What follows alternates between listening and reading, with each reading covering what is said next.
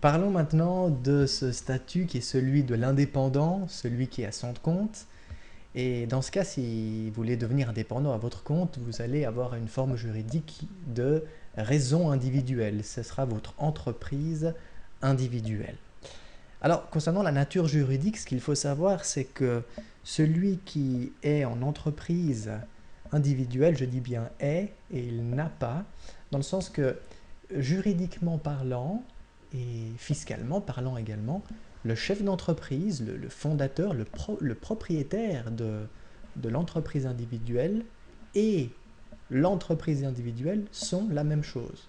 Donc si vous êtes à votre compte en tant qu'indépendant, en raison individuelle, vous n'avez pas votre entreprise, mais vous êtes votre entreprise. Voilà une première chose à savoir.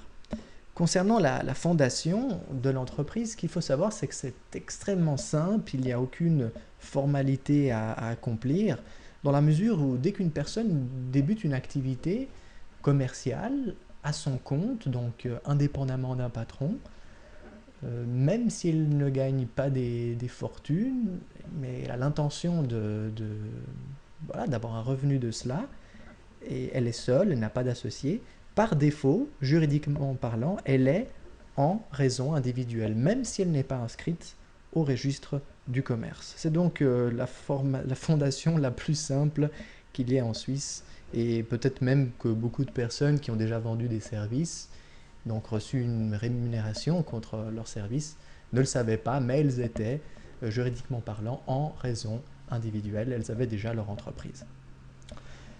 Pour ce qui est de la reconnaissance, par contre, c'est-à-dire être reconnu par l'AVS ou la SUVA en tant qu'indépendant, c'est une autre paire de manches. Pourquoi? Parce que l'AVS et la SUVA ont la responsabilité de s'assurer que vous n'êtes pas en train de faire du salariat déguisé.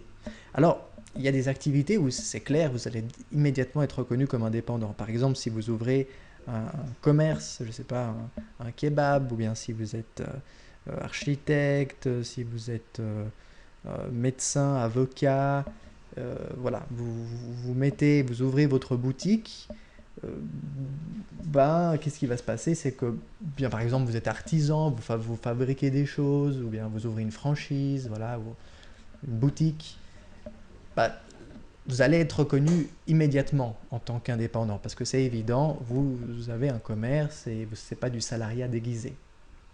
Si par contre vous exercez une activité, par exemple des prestations intellectuelles, des prestations de services, du développement informatique, j'entends, vous êtes webmaster, ou bien vous vendez, vous êtes photographe, vous êtes graphiste, vous faites du courtage, vous faites du coaching, du consulting, de la formation, alors il n'y a pas de problème, vous pouvez être indépendant, mais vous devez quand même prouver que vous n'êtes pas en train de travailler uniquement en sous-traitance pour une seule entreprise. Là, ça serait une forme de salariat déguisé. En gros, l'AVS dit que est réputé indépendant celui qui encourt le risque d'entrepreneur et qui ne dépend pas d'un employeur du point de vue économique ou dans l'organisation de son travail. Donc, au cas par cas, la situation d'une personne sera évaluée en tenant compte des circonstances concrètes et de la réalité économique. Donc, vous devez, lorsque vous vous enregistrez auprès d'une caisse AVS, ce qui est obligatoire pour être indépendant, puisque votre revenu doit être soumis au premier pilier, l'AVS, vous devez prouver, justifier, en répondant à des questions, peut-être même avec une entrevue, prouver que vous êtes un vrai indépendant. Et voilà, c'est important. Il y a des cas où ce sera impossible d'être considéré comme à votre compte en raison individuelle. C'est par exemple si vous faites de la représentance commerciale ou de la sous-traitance pour un seul client qui en fait est votre patron. Voilà, vous ne pourrez pas avoir ce statut d'indépendant. Et le statut d'indépendant, la reconnaissance est importante si par exemple vous voulez prélever votre deuxième pilier. C'est un privilège ou disons une possibilité qui est offerte à ceux qui se mettent à leur compte en raison individuelle. Ce n'est pas possible si vous créez une SARL ou une SA, mais par contre si vous êtes en vrai indépendant, vous pouvez le faire, mais vous devez avoir cette fameuse reconnaissance dont je vous parlais tout à l'heure. Voilà pour ce qui est de la reconnaissance et du prélevant du deuxième pilier. Alors ce statut d'indépendant, il est idéal surtout pour, comme je disais, les architectes, les artisans, les médecins, les avocats, les commerces locaux, voilà, quoi. L'idée, c'est que vous êtes seul à mener la barque, vous voulez définir tout seul votre politique commerciale, vous voulez vous engager à assumer les risques, voilà, vous êtes à votre compte. Ce qui implique que vous allez aussi répondre sur votre fortune privée des dettes éventuelles de l'entreprise. En fait, en étant à votre compte en réseau individuel, vous êtes indéfiniment responsable de tous ces biens. Donc, vous allez avoir tous les bénéfices, mais aussi toutes les dettes possibles, éventuelles. La raison individuelle, donc l'entreprise individuelle, a bien entendu plusieurs avantages. Le premier, c'est que c'est très facile de fonder une entreprise. On a vu, certains la fondent sans s'en rendre compte. Il n'y a pas de formalité particulière. Vous démarrez immédiatement l'activité. En fait, dès que vous êtes en activité en tant qu'indépendant, votre raison individuelle est constituée, si vous voulez. Vous n'avez pas besoin de verser un capital de départ.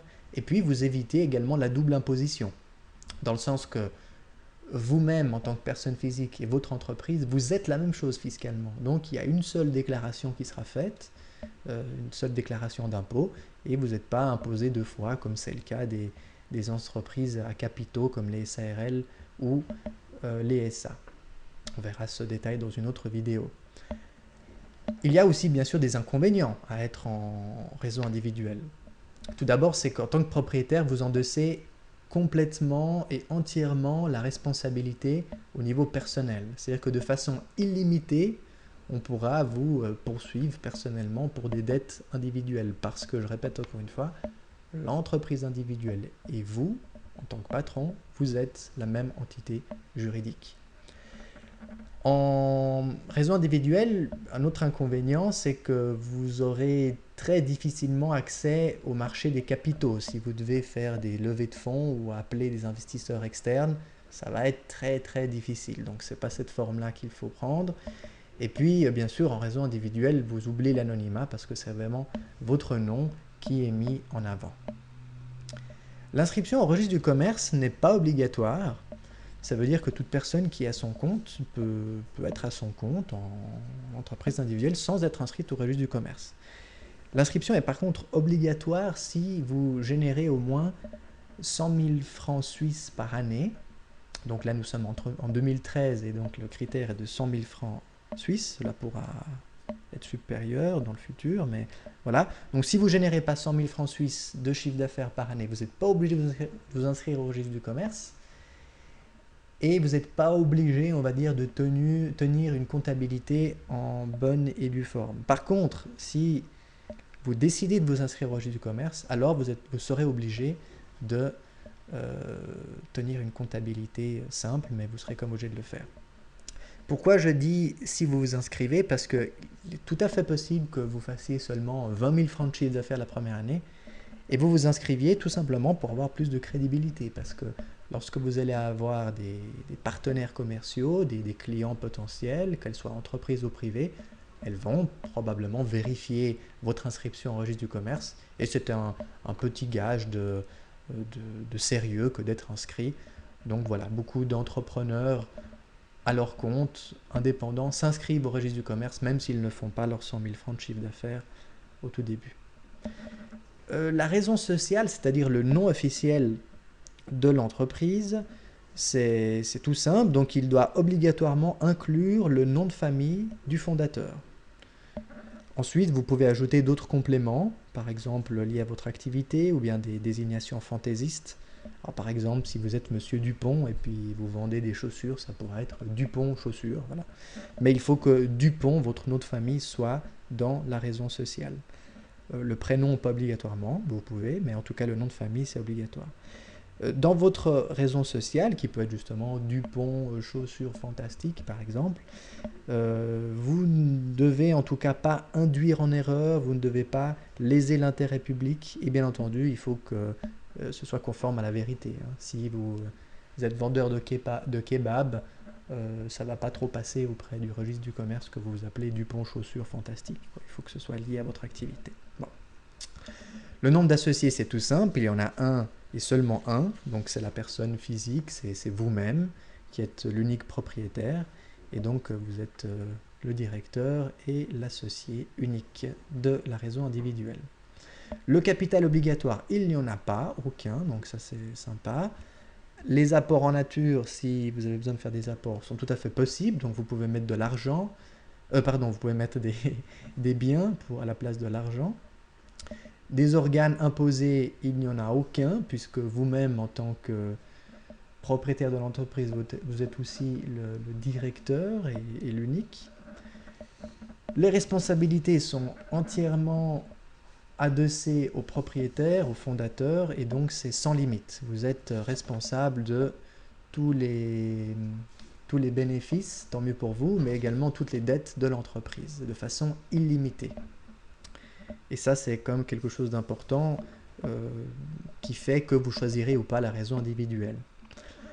La comptabilité, comme je disais, elle n'est pas obligatoire si vous n'êtes pas inscrit au registre du commerce. Par contre, elle devient obligatoire dès que vous passez les 100 000 francs et donc vous êtes obligé de vous inscrire au registre du commerce.